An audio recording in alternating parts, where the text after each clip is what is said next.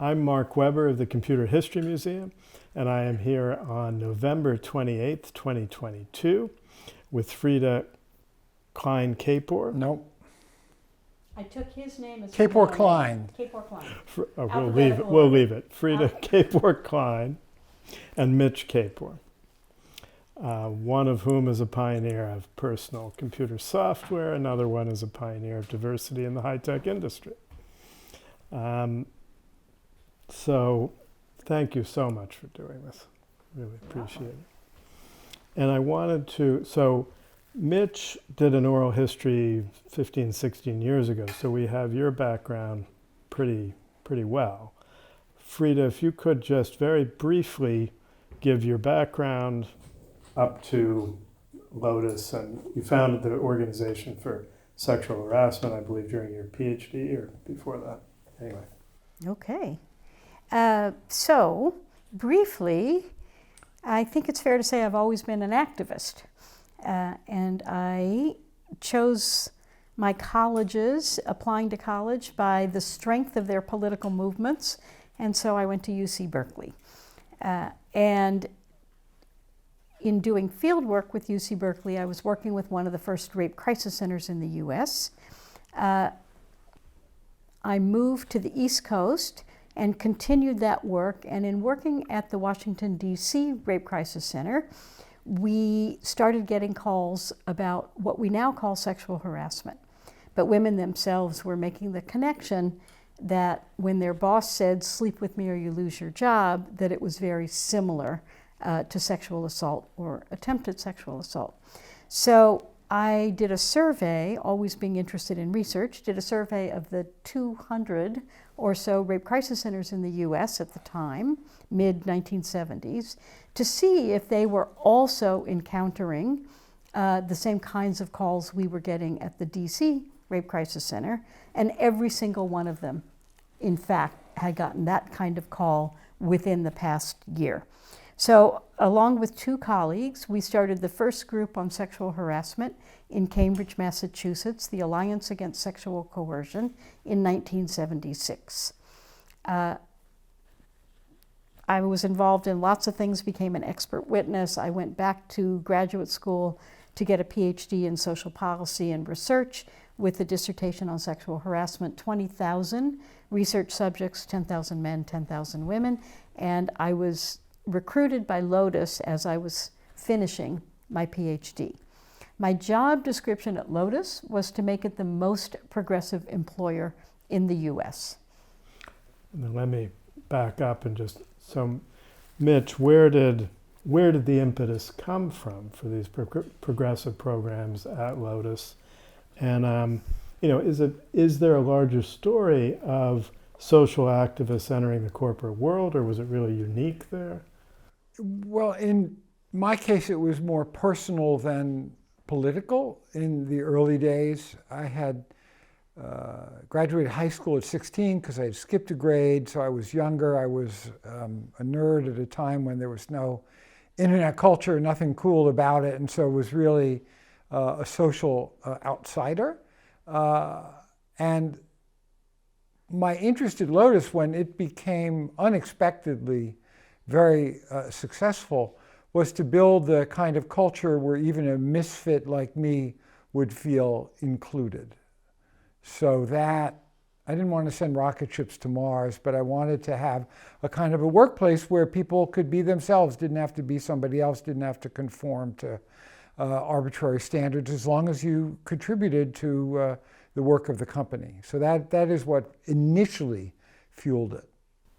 And the idea of being the most progressive company, was that from you? Was that after Freada came and other people? Well, a woman named Janet Axelrod, who was actually hired to be the office manager, and as all too often happens in tech companies, became the first VP of Human Resources, was very left political and had inclinations in that direction, and that got me started thinking about these kinds of things. And it quickly became clear that there were just significant issues, we were growing very, very, very rapidly. And did people feel included? Did they have a voice? Were people well treated? All of the issues that I always, in companies prior to Lotus, had a very short tenure. I had a very bad attitude towards authority, but I mean, more to the point, they weren't the kind of place where I felt respected, and I just wanted Lotus to be different, and it was clear there were going to be larger structural issues we would have to tackle, about which I knew absolutely nothing, but could see that there was something important to be done there, and that's what gave rise to the idea of, well, how do we make a good culture here? How do we have good values? How do we practice them? How do we put all that in place? But as I said, I knew nothing about how to do that. And so when you came in, Janet Axelrod was already doing things. I mean, you quickly became the Director of Employee Relations Organizational, but was that, No, that was my job when I came in. Janet was my boss. She also had never had a human resources type position before, hadn't done anything on organizational development. As Mitch said, I mean, she was the all-around office manager, and it's quite the norm for tech startups to have a young woman, usually a young white woman, in that position, and then, oh, you like people, or oh, you're good with people, therefore you can head human resources. So for a company that was going to go public, and I came in when there were fewer than 300 employees, and I left a couple years later and there were 2,700 employees. That's not the kind of growth that someone with no background, no experience should be running. So Janet hired a couple of us who had some experience on how to do this. And I always said I had the fun stuff. I had the employee relations and organizational development and employee surveys and all the things related to diversity and philanthropy and culture. Those were all under my purview. And I think, now I'm forgetting which interview it was, but somebody mentioned Marion Gardner Sachs. Uh-huh. So tell me about, what was her role in it? She worked on my team. Marion, I don't remember what her title was. She worked in the training and development group, which was headed by somebody named Bob Nickerson, and Bob reported to me. And so Marion was part of my larger team. And it might be the connection that when she left Lotus, she went over to head human resources at AIDS Action. Ah, okay. I think it That's came probably the connection. from the interview on the March. Yeah. And by the way, we had wanted to interview Janet Axelrod, but we saw that she had passed away right before. Yes. And then there's a number of initiatives that I wrote down from some of your old Lotus documents, from the email you sent me, and I'm wondering, to go through them, I'll ask, but also how common were these at the time? I mean, there's the Diversity Council, mm-hmm. the Lotus Grapevine, the kind of ombuds function, the employee surveys tied to manager compensation, which sounds fairly unusual, but I don't know. Sullivan Principles, court sponsorship, so I mean, I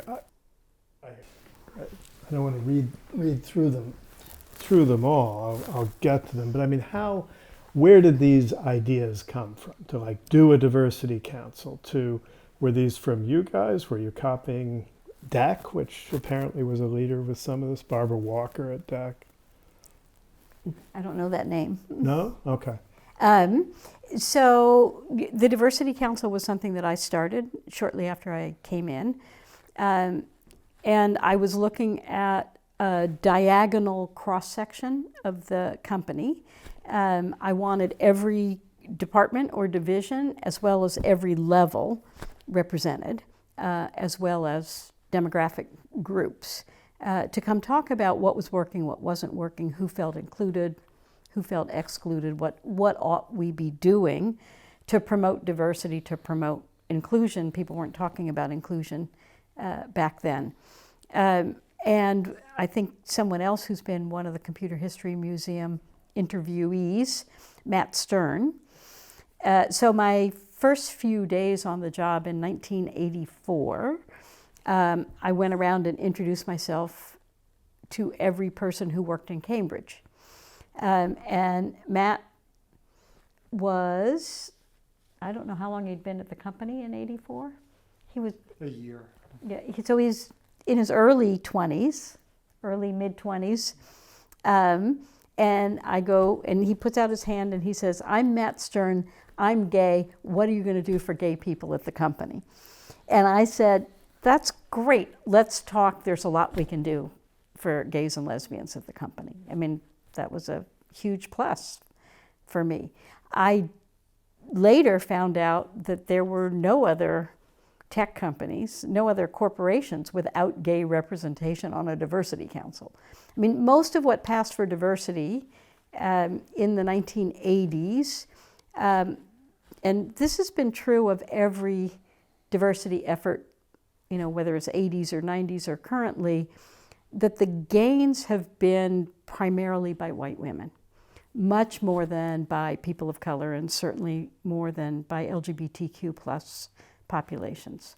And that continues to this day. So we were very different in really having a racial equity lens, an intersectional lens, including lesbian and gay employees and we had ways for employees who were out, like Matt, to participate, and we had ways for employees who weren't out to have their voices heard also. How could they participate if they weren't out? Anonymously? Anonymously, or by using what we said. We let everybody in the company know, everybody who was on the council, and said, you can talk to any of these people confidentially. You can get a question, a concern, something to them, and it can come without your name attached to the Diversity Council. It also, one of the other things you asked about, the Lotus Grapevine was something that I started.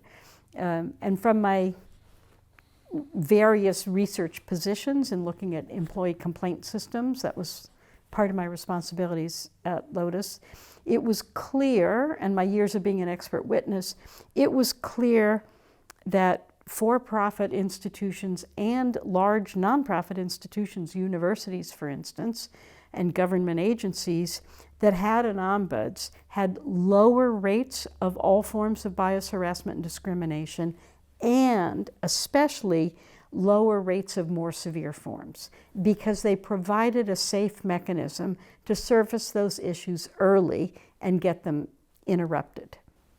And that was different from the fact that people could talk to anyone on the Diversity Council. This was more Yes. embedded in HR. Yes. Okay. So we started something called the Lotus Grapevine, and I had these custom-made purple boxes that were in every building in Cambridge, in every building throughout the world where Lotus had an office. And then I borrowed some of the WizKid engineers. This is all pre-internet, you have to remember, way pre-internet. So I borrowed some of the WizKid engineers to build a system where employees could write to me and all their identifying information was removed. So there was a digital as well as paper forms in a box grapevine. And each person who used it could choose to be anonymous or submit confidentially. So if it was confidentially, they told us their name. They told us whether they wanted to be contacted at work or at home. Because not everybody had a private phone extension. And so we were trying to anticipate everything and be incredibly respectful about how we get back to individuals. If it was anonymous and the group reviewing, we used to call them the Lotus Grapes, the group reviewing the grapes, if we felt that it was representative or an important issue, we would put it in a monthly newsletter and say, this is what surfaced, and this is what we were going to do about it. What Mitch did is at every all what we now call all hands meetings, we'd remind people about it, and Mitch said everybody had to answer. We would route the grape to the highest ranking person responsible for that area. So if it was a benefits issue, it went to the head of compensation and benefits. If it was something about how Lotus was doing its marketing and who was or wasn't represented, it would go to the VP of marketing and comms. And what Mitch told his direct reports is he would hear about anybody who didn't answer within 5 business days. So what we saw over and over again about the success of initiatives at Lotus is the commitment was unequivocally from the top. And so those things were answered. People got back to me. Didn't matter if it was, a manager, a VP, or whoever, but the highest ranking person is who I would send it to, and they would get back to me. And a whole lot of things would change. And Mitch would do an annual State of the Grapes stand-up report about what had changed in the company due to employee suggestions. And of course, this is for many topics, not just diversity and inclusion, but that was a significant portion of it. Yes, many of them were. But it was also, it was totally random stuff like, Lotus had shuttle buses between the buildings in Cambridge, and one of the engineers, because he signed his name, one of the engineers asked if we could make the shuttle buses available to take any employee to any Boston area restaurant for lunch, which we thought was one of the indicators of the entitlement of the culture. So I'm just going to annotate this, and you can use this or not. There's a couple things to understand about why all this happened. One part of it was we had no adult supervision at Lotus. So it was like just us. So there was nobody to tell us we couldn't do these things, or actually nobody to say things just aren't done that way. I literally had no idea. And the board was actually, for better or for worse, not really engaged in these kinds of issues. So we had a lot of running room to innovate and do things like a diversity council. The second thing I want to say is that the kind of people who came to work at Lotus in those early years were typically not people who had been in the tech industry and not in senior positions, because we were still too new, different, and flaky. And so there wasn't that changed, but there wasn't a lot of pressure to do things the way things are usually done.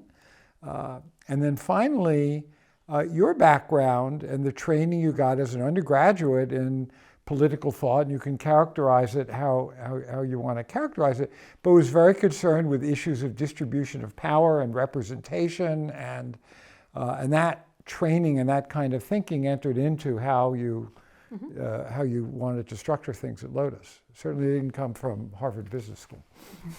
I did take some business school classes and organizational development and all that. And I'd been working for 10 years prior to going to my PhD program. Right. But the intellectual tradition was much broader than what you would get at it was more Berkeley school. And less business school. Yeah. And there were no particular companies to look to as a model. No. IBM had some reputation for being concerned with diversity. So did DEC. But they were not direct things that you could learn. No, and what was interesting is, again, no internet. So when I wanted to find out what anybody was doing, I was reading management journals, I was reading tech literature, and I would call people. And I would say, can you tell me about your, they used to be what we now call employee resource groups, or used to be called affinity groups. And so I would call somebody at Apple or Compaq or Digital, companies that don't exist anymore, and say, what are you doing about this? Or, tell me how you incorporate diversity into management training. And so I'm a researcher by training. I was always reaching out to find out what's going on. And there were little things, little initiatives, various places. Nobody had a strategy. And like the Sullivan Principles and other guidelines were actually in the rating of managers they were held accountable to some of them. Well, the Sullivan Principles, do you want to talk about? No, go ahead. Yeah, well, so the Sullivan Principles were about not doing business with South Africa under apartheid. But there's a whole list of things that South Africa couldn't meet, but aren't they a broader set of like employees should be absolutely equal in the workplace, no discrimination? Yeah, separate. Two separate initiatives. Yeah. Because when I look up Sullivan Principles, I see both, but all right. Oh, okay. Okay, so you were saying that in the context of apartheid. Yeah, got it. Right. And about not doing business with South Africa. But we had these employee surveys that Freada set out that were anonymous and confidential and aggregated together kind of the attitudes and feelings of people about workplace issues. Did you have the resources you need to get your job done? Were you planning to stay, or were you thinking about leaving in the next year? Covered a very broad range, and the results were all aggregated together, by department, and people got the feedback, and it was highly revelatory because people trusted it and they were very honest, and they could show you where the issues and problems were, either locally or globally. One of the things that Freada did was to ask individual employees to evaluate how well their particular manager and also their VP lived the corporate values in their day-to-day work and day-to-day relationship. And then we tied a portion of that manager's bonus to those ratings. So we closed the loop. That is still that was very bold and shows that it was taken seriously, and is still not done elsewhere, to my knowledge. Certainly not widely done. But that's called put your money where your mouth is. Right, not systematically. Yeah. The other thing we used to do to keep it real was we would make every manager go on the customer support lines and listen to the calls that came in from people to feel their pain. People, they wouldn't do it. They hated it because it was like really hard, because people would call up and they were unhappy or they were stuck, but it was incredibly useful for trying to keep alive a sense of empathy about what the end users of the product were actually going through. Well, and I felt it was very important on the non-engineering side of the house to understand who's responsible for our paychecks. And everybody ought to feel connected to the customer and to the product. And so one of the ways that we put all this together is that if you were a manager and had not signed up to listen in on the customer support line, or if you were a manager and had not turned in all your performance reviews, by the end of the year, you didn't get a bonus. Doesn't matter what you knocked out of the park. And so again, we were trying to align all incentives to do the right thing. And again, highly unusual then, and unfortunately still too unusual. You see all kinds of instances of bad actors who are great salespeople or great coders. They're just, that's just so-and-so. That's what he's like. That's what he does. And we don't want to lose him. Or great CEOs. Even worse. And they're usually There's still, unfortunately, there's some she's joining the ranks, but. And so do you want to talk my colleague David Brock did a great blog on the AIDS, support for the AIDS walk. You want to just very, very briefly talk about that and about the Lotus Philanthropy. Okay. So the AIDS walk was something very specifically I called around. And I remember talking to somebody at Levi Strauss, because they were at, sort of the epicenter of AIDS activism had shifted to San Francisco. And Levi Strauss was a progressive employer in general in that era. And so I was trying to track down what they were doing, what kind of employee policies and benefits, what they were doing, educating folks, and talk to them about sponsoring a local Boston AIDS walk. And they said, oh no, they would never do that because they would lose shareholders, customers. They did not want to do, they were doing all kinds of support with their employee affinity groups and community work and volunteer work and all that. They did not want to come out, pun intended, in public support in a way that would hurt their bottom line. And so I couldn't find anybody who had sponsored any corporate AIDS walk, and reported that back to the management team and thought that we should still do it.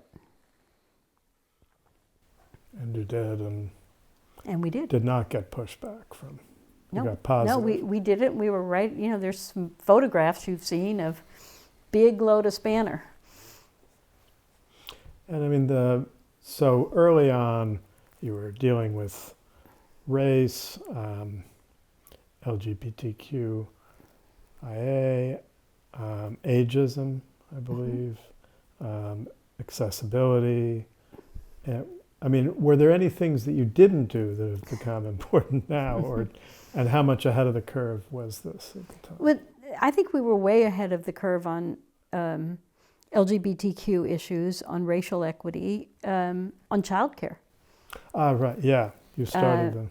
And it's pretty pathetic that all of these issues are still important issues and places where companies fail their employees. And daycare, but also equal benefits to same-sex partners was fairly new at the time, right? And for the Lotus Philanthropy, what was a typical thing to support? Well, philanthropy had sort of two buckets. One bucket of philanthropy was about donating products, services, including training. And so we were trying to get nonprofits to become much more digitally literate, to use Lotus products and everybody else's products also, to look at ways to be more efficient and gain scale. That nonprofits who are trying to make the world a better place, that's really where you want to leverage technology. And that was a bit of an uphill battle, but we offered that. We offered products and training classes to nonprofits and tried to get the word out about that. And then there was outright grants of money. And some of those were locally focused in the Cambridge area.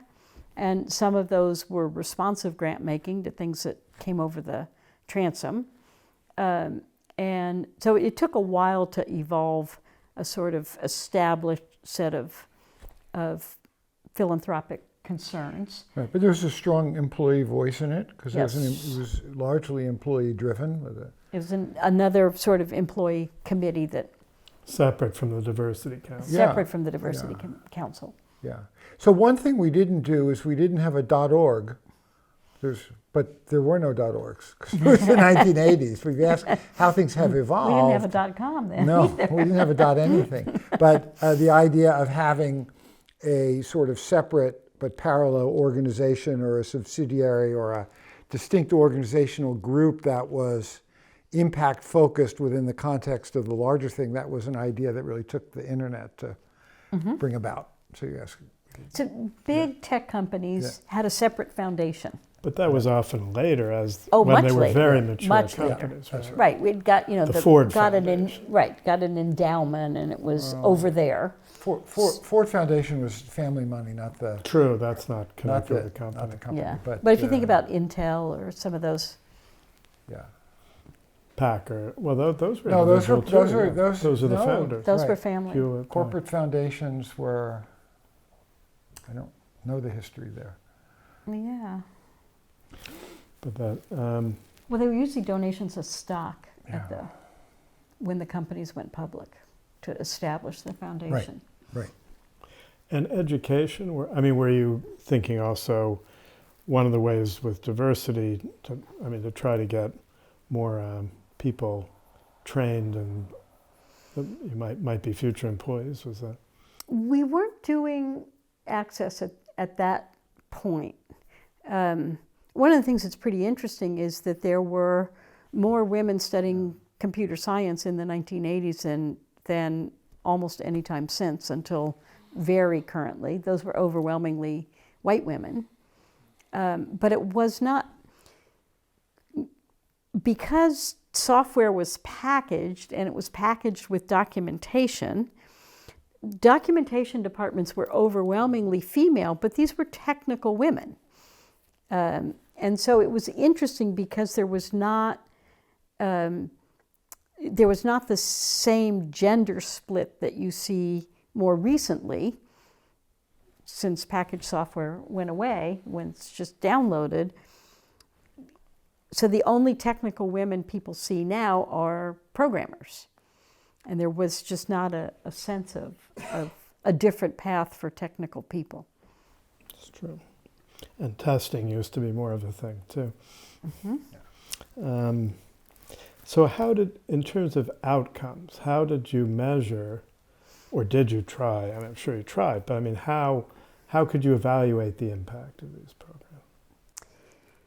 Well, in different ways. One of the things that made it incredibly difficult, speaking as a researcher, to measure impact was the insane growth. Because there were just too many variables, and there were too many new people who hadn't participated in a survey or whatever it was. But we do know that a lot of the Lotus Firsts attracted talent. We do know that people came to us because we did those things, because we cared about those things. And just as you see today, diversity begets diversity. If the world sees that you've got a senior person, be that a black person, be that a gay person, be that a Latinx person, whoever, who's doing well and speaking out and taking a stand on issues, it's a great recruitment tool and retention tool. And also the network, just networking from the people that are there. Yep. But did you formally track percentage of women in different levels or percentage of minority? We did, and we cared about it in hiring, but again, because we were growing so quickly, it was hard to attribute the growth of, women in a particular position or, black programmers. It was hard, what do we attribute that to? Because I can't remember. We had, at one point, there was somewhere north of 20 contract recruiters sitting, opening mailed-in resumes. You got to kind of remember what those days were like. So yeah, it's hard to track the effect when everything's just exponentially, sure. And so moving sort of toward impact, and partly when you left to become a consultant, but how did the Lotus's innovations get adopted by others, or did they? And also the Boston, DEC certainly considered themselves a leader in this. Is there something about, some of the progressive values in New England that was unique to the area?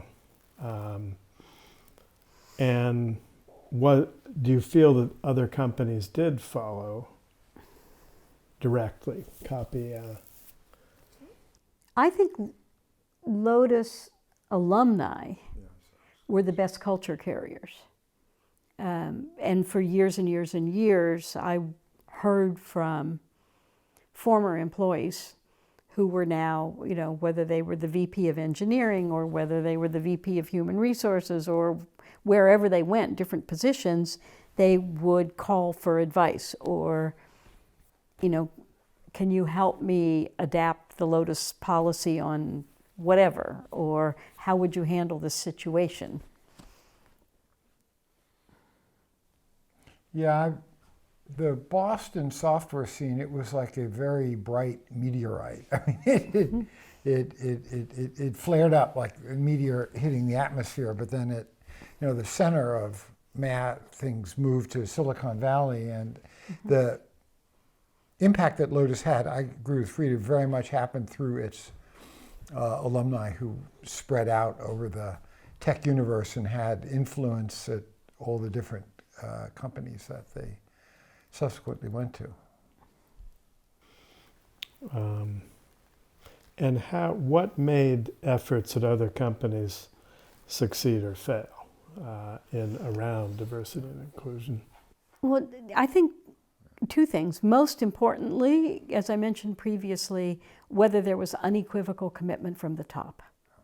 That made the single greatest variable to predict the success or failure of any culture effort or diversity effort is really the commitment, the sophistication of the CEO and the commitment.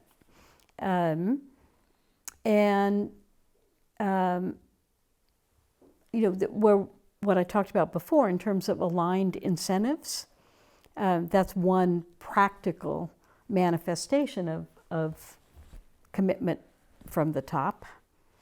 And then, look, unfortunately, the economic climate makes a huge difference about whether the budgets are sustained, whether if you're in a quote-unquote war for talent, diversity is much more important than if you're in a hiring freeze or a layoff mode.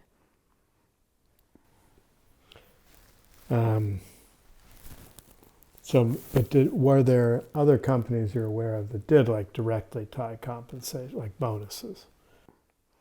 There were, I know that there were, because I'm trying to think of all the people who contacted me and said, how did you do this? How did you set it up? And the other piece that goes side by side with the commitment from the top is a risk tolerance.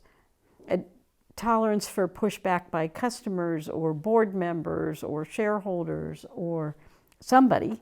And some of the places where Lotus alumni went and tried to copy things, they didn't have the support of their senior managers. And so they were either kind of check the box performative measures, or they were just outright told no. Well, and not just the senior management, but I think the larger context is that Lotus's people policies were really driven out of a sense of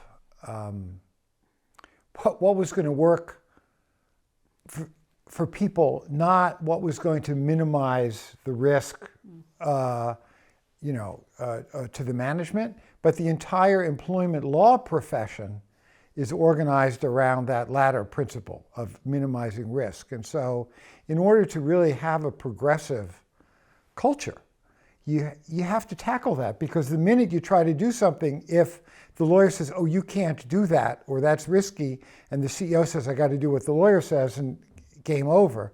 And that's a battle that we are still fighting 40 some years later. So you have to have some risk tolerance to actually do the right thing. Yeah. That's right. You have to believe that in the long run, doing the right thing is actually good for the business. That sort of short-term risk mitigation is long-term not a good idea. Mm-hmm. Penny wise and pound foolish. Penny wise and pound foolish, but that is, Right. Over the years, we've had employment lawyers, and I get this question still from the founders in that we back in Kapor Capital, and say, well, we decided to do this survey, and our employment lawyer said, no, you can't collect that data. If you think it's a bad idea to know how your employees are feeling, your business isn't going to survive. I don't care what your lawyer says.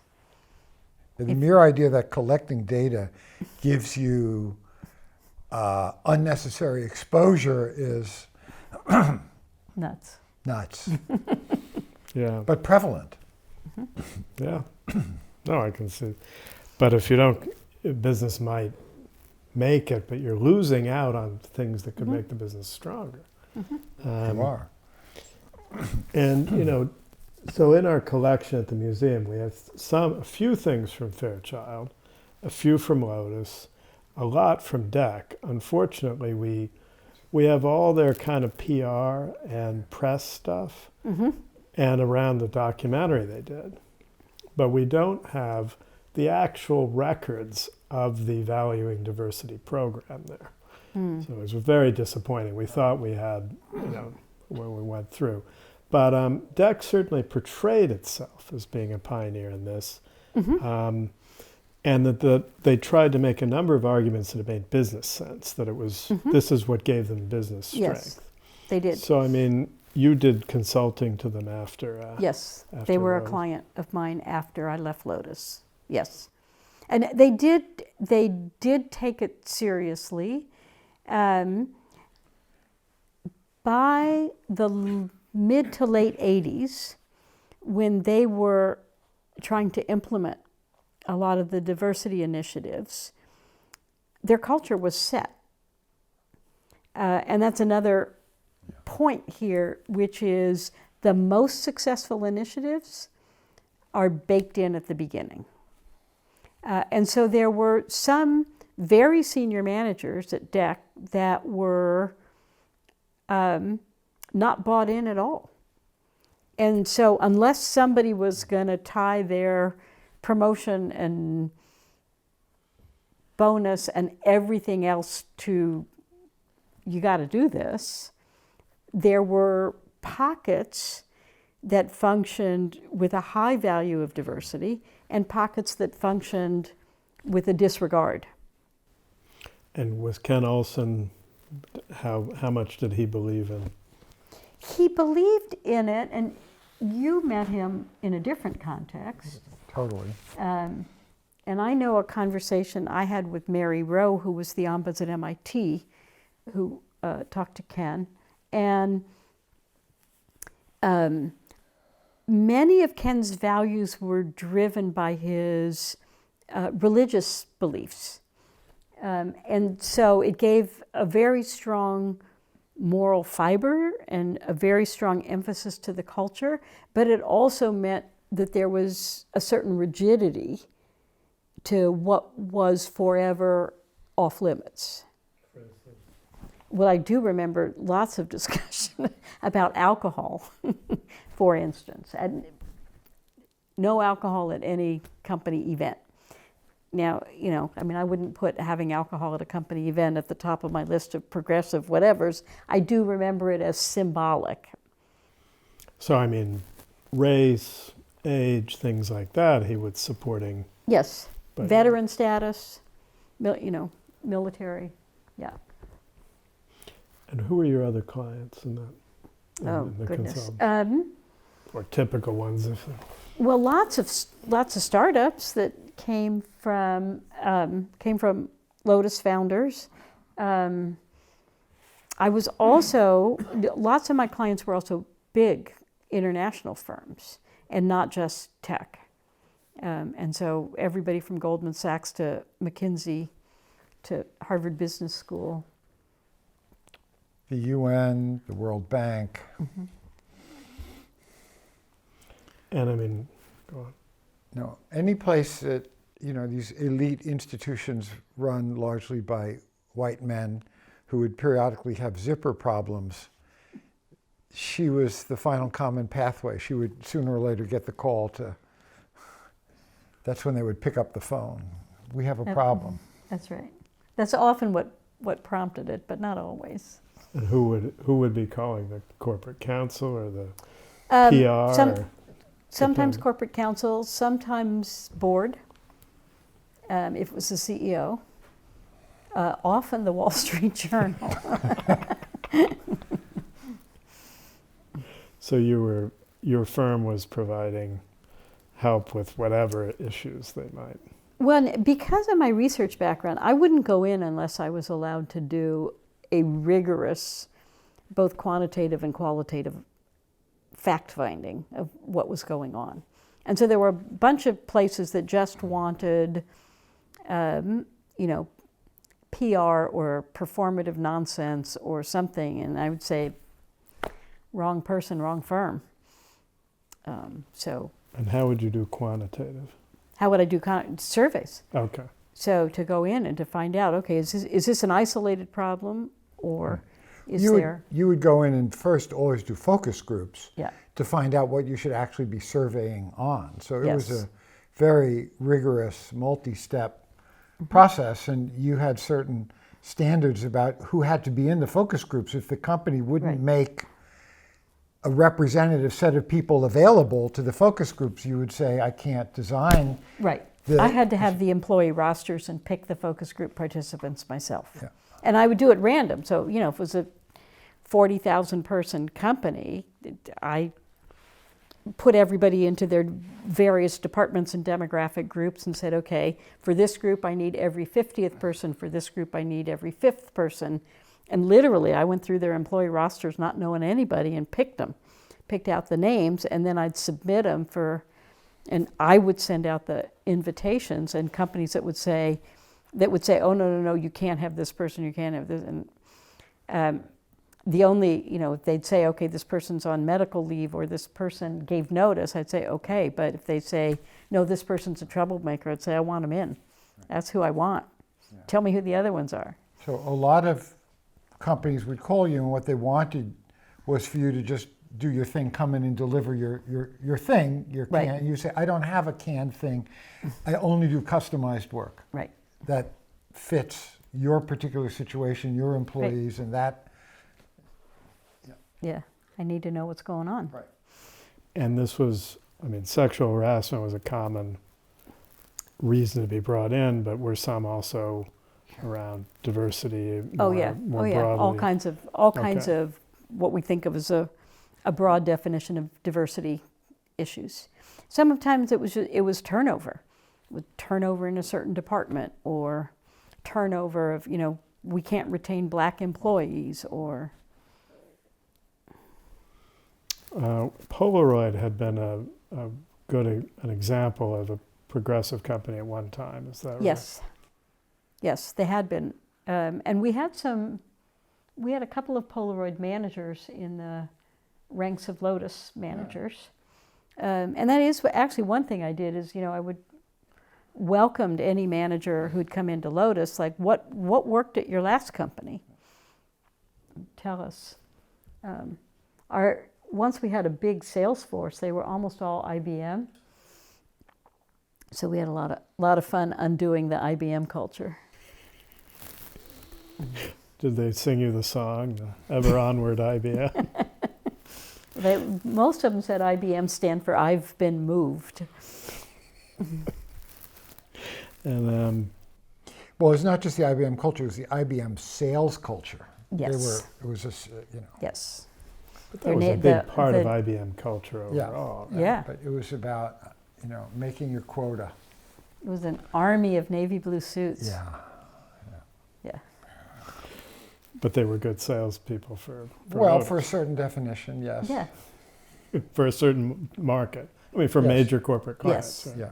Yeah. Well, and the systems architect, they did know how to integrate technical people into the sales organization. And I think that was Yes. not as well known or understood at the time. Right. Yeah, technical pre-sales. Kind of. Sales engineers and Yeah. Right. Now we have customer success managers.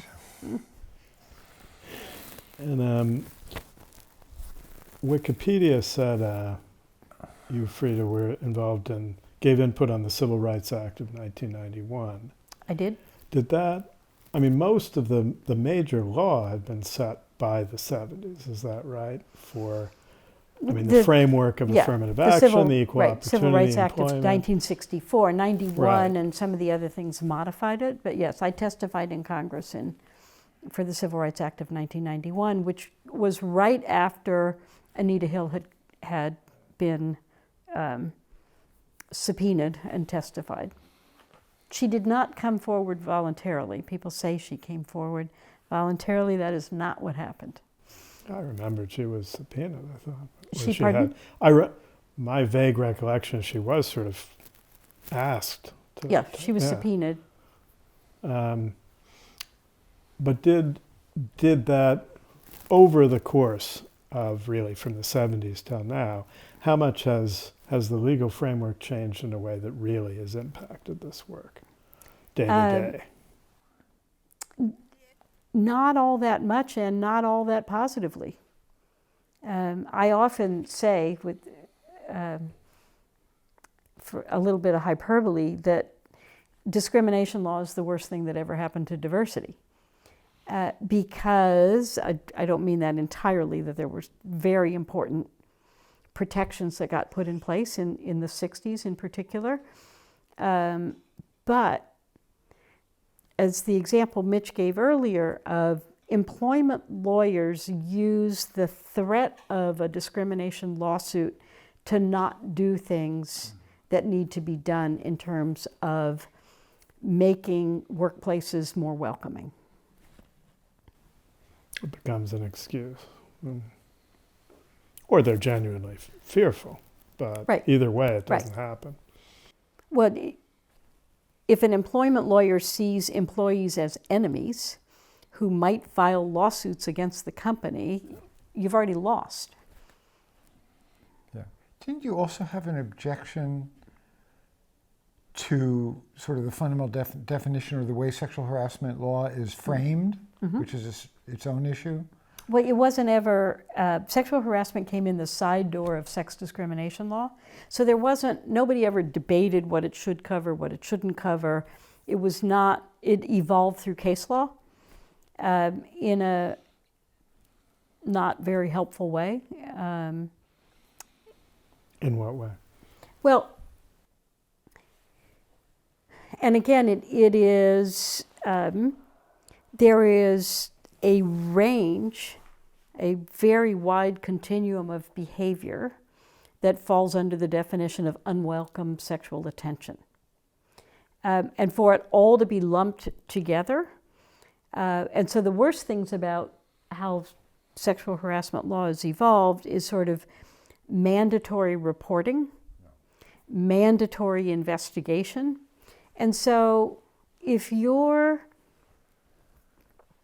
a black woman engineer and your VP of engineering makes an offensive comment in an all hands, you don't want to file a formal complaint and have an investigation. That's the end of your career.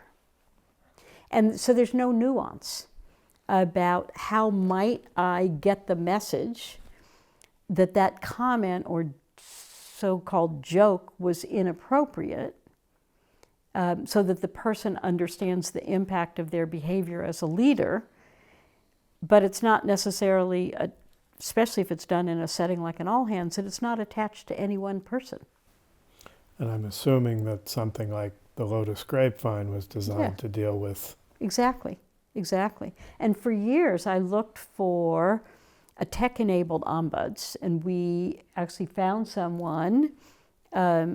She's been in the Kapor Capital portfolio, a company called Techquitable, and that's exactly what they do. They are a tech-enabled ombuds. And they contract to a company then. Yeah. Exactly. Because it seems like something that makes sense to outsource. Yeah. Right. Yeah. And I mean, at DEC you did, I presume, some sort of training of employees. But I mean, that's become its own whole kind of world. But were you doing that in-house, bringing in outside people? When I was doing it at Digital, Yeah. well, I was a consultant to Digital. Oh, no, but sorry, back at Lotus. At before. Lotus. What I'm saying is today there's firms that do nothing but come in and do training. Right. Did that exist No. in the early or mid-'80s, and when did that? Well, there were management training companies have always existed, and so in terms of what they included, and we did work with some, and required them. We required diversity of their trainers, and we required a customized curriculum. So they could add that if you basically Yes. insisted. Yes. But I mean, when you were doing consulting, were you providing some of that or not? Yeah, Yes. okay. You and your Yes. associates. Yes. I had The a whole. associates of Klein Associates. Yep, I had How a many team people that was did. I had teams of people that were, some were employees, but most were specialized by geography and or by industry. So if we were going to go into a hospital network, I wanted people who not only understood about diversity, but they also understood about healthcare. And so same thing about educational institutions or tech, so that some domain expertise was important. Financial services, law firms. But ombuds like services have never become a niche like that, essentially. They haven't, and they should. It's baffled me because there's plenty of data about how effective they are. If there were an ombuds privilege, so that certain classes of communication were privileged, it would ease the fears and concerns of management about putting in an ombuds, because now some are worried that this stuff comes in and it's going to Get subpoenaed, and they don't want it on the record. And so that is one piece of policy improvement of if there were a legal privilege.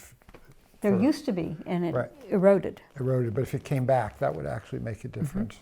So now I learned that from her. Everything I know about this, actually. But now it's not only not privileged, but it can be subpoenaed, and also some of it triggers mandatory reporting, right? Could. But that's only in certain circumstances. Right. But yeah, it's all It depends chilling how effect. it's constructed, and yeah. So can you trace kind of in really broad brushstrokes, how have corporate diversity programs changed? 80s, we've talked about more, but 90s, 2000s, 2010s. What are the big sea changes? Well, mostly corporate diversity and tech especially, I would say, gets a failing grade. There's been no sustained effort that has made a measurable difference. I think that's sort of the headline. I think there are many people, many academics who've documented that literally billions of dollars have been spent, and over decades, with really rounding error kind of improvements. And what's remarkable to me is, for any other business issue, you would see boards and shareholders and others up in arms. How can you spend all this money? How can you say that these are your priorities and you fail year after year after year, and the people heading the efforts and the CEOs stay in place? So I think it is a conspiracy, if you will, of the culture, which is to say it just isn't that important. Well, or that there are other things which are more important, and they wind up taking precedence. I mean, if you talk to well-meaning CEOs, I mean, they will talk about, if you really want to bring about change, you have to change a lot of things internally. You have to change the culture, and culture change is really hard, and business is already tough, and most people just give up. And it's not clear when and how to do it if you've already built a company that isn't diverse, and now how do you retrofit it? How do you turn the Titanic around? But I mean, if your hiring includes more diverse people, just natural turnover would push you toward more diversity, right? No, not if the culture is one that isn't welcoming. Right, if there's a revolving door. So companies have, in fact, they've done better at increasing the diversity of new hires than they have at the diversity retention. Retention or promotion. Right. People, they come in, they go out. That's, universities have some of that too. So, I mean, 90s, 2000s, 2010s, any particular milestones or landmarks that change things? Look, I think along the way there have been many big events whether you talk about Anita Hill, then we saw a repeat with Kavanaugh's hearing, then you talk about George Floyd being murdered, then you can talk about Timnit Gebru and the other ethical AI people being fired from Google. There are these events that happen, and there's periodic uproar, sometimes very localized, and sometimes industry-wide, and sometimes national. And there's a burst or a flurry of activity, and then it dies down without much lasting change. There's a study done, I want to say it was the Washington Post. Many people tried to track the corporate commitments made after George Floyd was murdered and what's actually happened. There was about $50 billion in commitments. 0.5% has been spent. Okay. So I do think some things are different. So there is now a vast body of well-accepted research within the academic and practitioner community that documents all this and explains a lot of it. In fact, you started Level Playing Field Institute in '99 with an explicit mission saying corporate efforts of diversity have failed. I want to understand why. And so the studies, the levers study, corporate levers and tech levers, that sort of analyze the experiences of different groups of people, of Black and Latinx and LGBTQ, and why they stay or go for reasons of unfairness, and the patterns are different, but they're all very predictable. That's all, that research and other research done by a variety of people is widely cited in way, and it didn't used to exist. So now nobody can say, oh, we didn't know there was a problem. That's not a good faith thing to say anymore. So that is different. That potentially sets the stage for better things for action. Yeah. Well, the changing demographics in the U.S. in particular is something that I think of as a positive, and that has definitely had an impact. There's been some tension along the way, but I think everybody recognizes the growing diversity of the country. The majority of kids in K-12 education for more than 5 years now has been, Black and Latinx and Asian, has been other than white. And so if we're talking about our future workforce, I think everybody understands that's what we've got to pay attention to. I think there's some other trends that are really totally fascinating about people doubting the value of higher education, questioning about elite institutions and who gets in and why, legacy admits versus merit. And I think all these alternative pathways into tech in particular are very promising for making a much quicker difference in terms of preparing talent for tech jobs. Yeah. Let me also say, even the silver lining of the hyper-partisan political atmosphere now is that it's just a well-established fact that identity matters and who you are, and that you have a right to that. It's just that some people and forces really don't like that. They don't like it enough that they're doing what they're doing, but it's a testament to the fact that the landscape has changed dramatically, which isn't to say it's a good situation now, but it is one in which people who are not included, who have not been given access or opportunity, are not just going to go and hide somewhere and pretend that none of this happened. So don't know what's going to happen, but not that. We're not going back. Well, what I do wish, and what still baffles me, is that more people don't vote with their feet in their pocketbooks.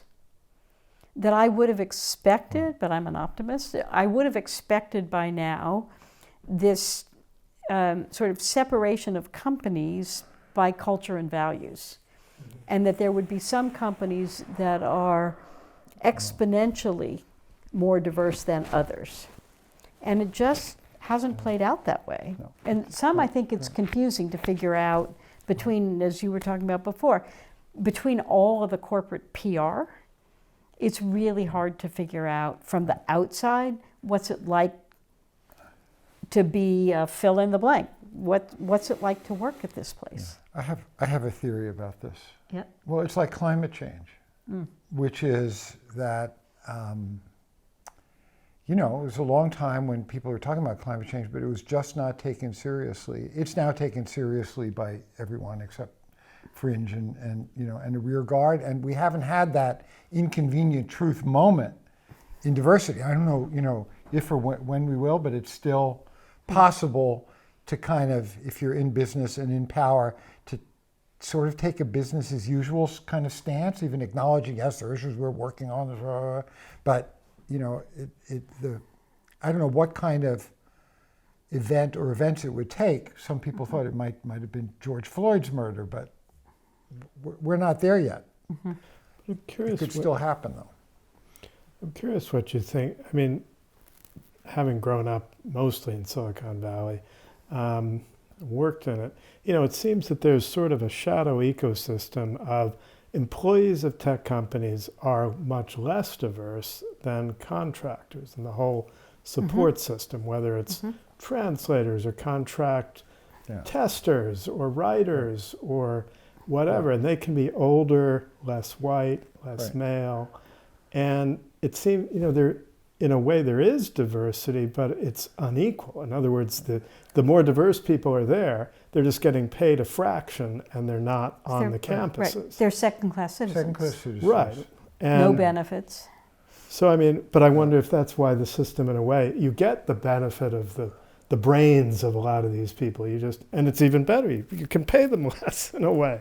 I mean, it seems like there's an almost... But they're not typically in the real positions of power, which most of these Silicon Valley companies are engineering cultures, and the engineers are ones who are hired, and they're replicating their own eliteness by hiring more people like them out of Stanford and MIT, and you know, with certain pedigrees and credentials. And so the two-tier system, I mean, it doesn't really it doesn't serve the interests of diversity. It just...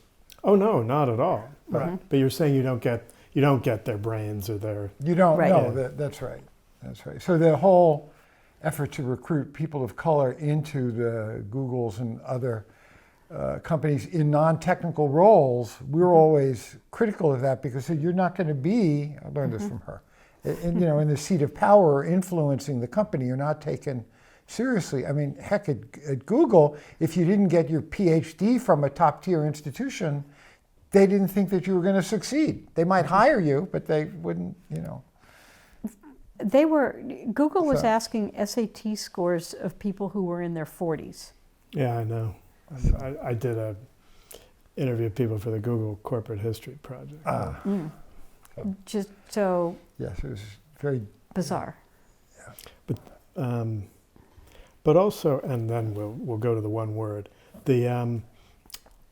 There is a huge difference in the Bay Area, at least, in diversity within federal and city IT and software departments and companies.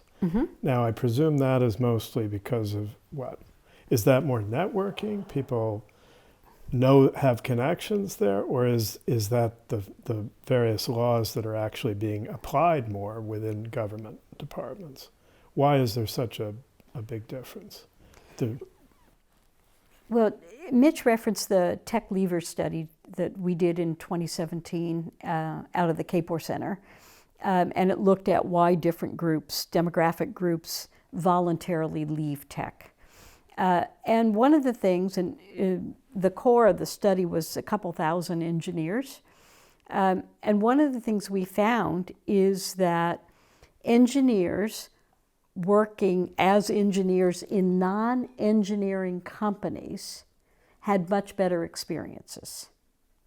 So there's something about the tech culture of a tech startup where everybody in power is in and of and from tech that makes for a more exclusionary environment.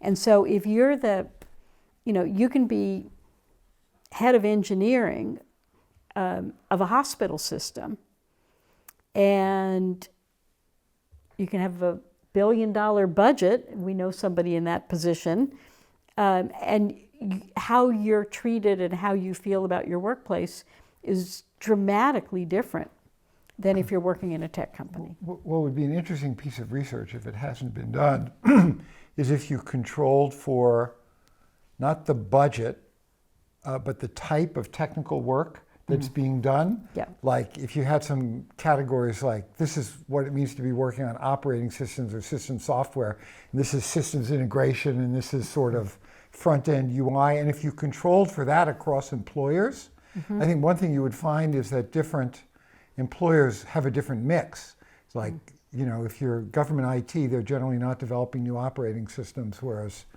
Google and Meta, in effect, are. Because I think some of the self-replicating elitism has to do with those, with the categories of work that are being done. Because they say, well, if you didn't get your PhD from Stanford, we're just not going to hire you. Or things to that effect. But it makes sense, but I would want to see the research to see if it actually, how strong an effect it is. Yeah, because it strikes me as two parallel worlds in some ways. My word is empathy. If you're a technical person, you have the ability to manipulate these symbols, to write code, to cause computers to do absolutely amazing things. I would ask you have empathy with the 95% of the population that does not have that skill set or inclination, at least not to a developed kind of degree, and to be empathetic and understand what their experience is like in using the things that you are in the process of creating. Because a little empathy goes a very long way to making products and services that are usable and enjoyable. That was going to be my word. Oh, oh dear, I'm sorry. No. You did a great job. Okay. Okay. My word is bias. We all have them. And they're not necessarily bad things. We have biases towards places we like to go, foods we like to eat. The challenge is to be aware of our own biases and where they come from and whether or not they're accurate and which biases we're applying in the workplace. Can we look at removing some of those biases from day-to-day workplace practices? How we hire, how we assign, how we promote, how we do performance reviews, who we include for after-work drinks. So I think it's really about hold up a mirror and look at your own biases and decide which are good ones, which are helpful, and which are actually in the way.